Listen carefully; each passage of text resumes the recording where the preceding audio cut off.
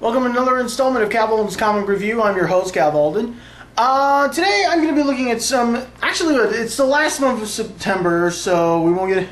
So I'm looking at the new installments of the new DC line, and I picked up a few that I liked, and give my thoughts on them. Today we're going to be taking a look at the new Superman #1. Also going to be taking a look at the new Flash #1. We'll also be taking a look at the new Aquaman #1.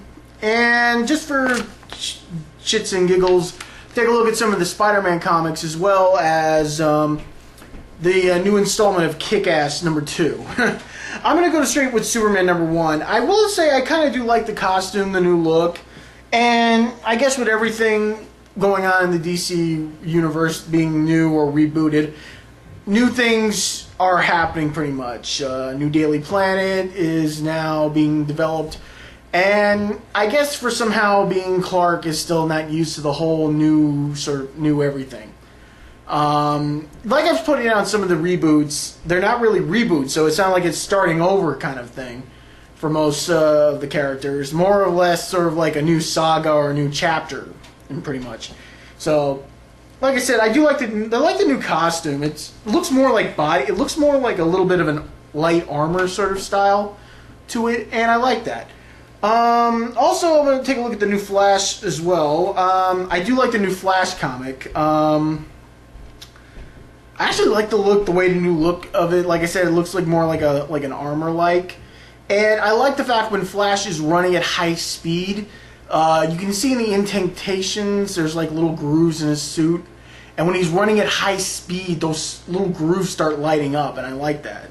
It's a good read. Like I said, most of the reboots are a good way for new readers to start reading the books, and some of them are pretty much good. And like I said, speaking of ones I might start getting into is Aquaman.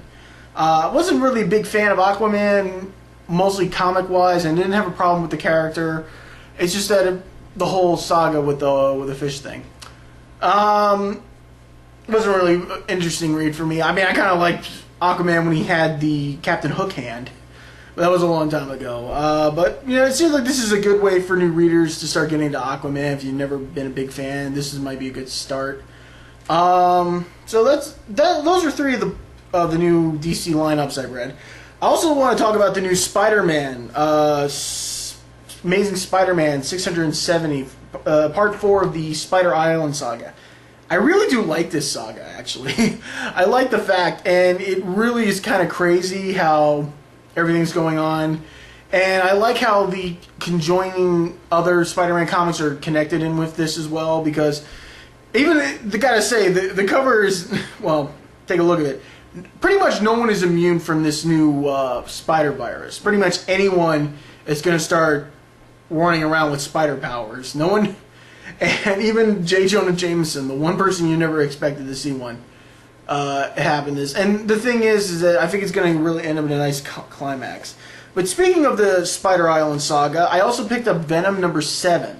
And this is a really good one, because it's old Venom, Eddie Brock, versus new Venom, Flash Thompson, and I like that. Apparently enough, Anti-Venom, since obtaining the Anti-Venom symbiote, is sort of been able to neutralize certain bacteria and stuff, and he seems to be the only one with the ability to cure people who've been plagued with the virus. So I guess for some strange reason, Thompson has been sent in to take a look and see if this is not some kind of rival cult or something. And it's kind of cool because it's old Venom versus new Venom, and there's a point where we get to see the old Venom, and for old school Venom fans like myself, that's pretty cool, seeing Brock being remerged with the Venom symbiote. But the thing is, it's pretty cool, and it also shows that they're using Anti-Venom more, which I like, because I've always cared for Brock as a hero. The final book I'm going to be taking a look at is KickAss, KickAss 2, issue number 4. I have to say, this is actually a kind of a very brutal comic. There's some stuff in here that I hope that, I was really kind of looking forward to seeing stuff if they were going to make a sequel, because I did like the Kick-Ass movie. And if they were going to make a sequel to this, I find it very hard for them to try to see it work out. I don't even know, because there's some stuff in here Red Mist does that's really brutal and vicious. in this, and it's hard to see the actor who played the character in the movie try to do this. It's just hard for me to picture that actor doing all this stuff, because he always seems like he's this fun, loving. I mean, it's McLovin, for crying out loud. You expect him to be fun and everything.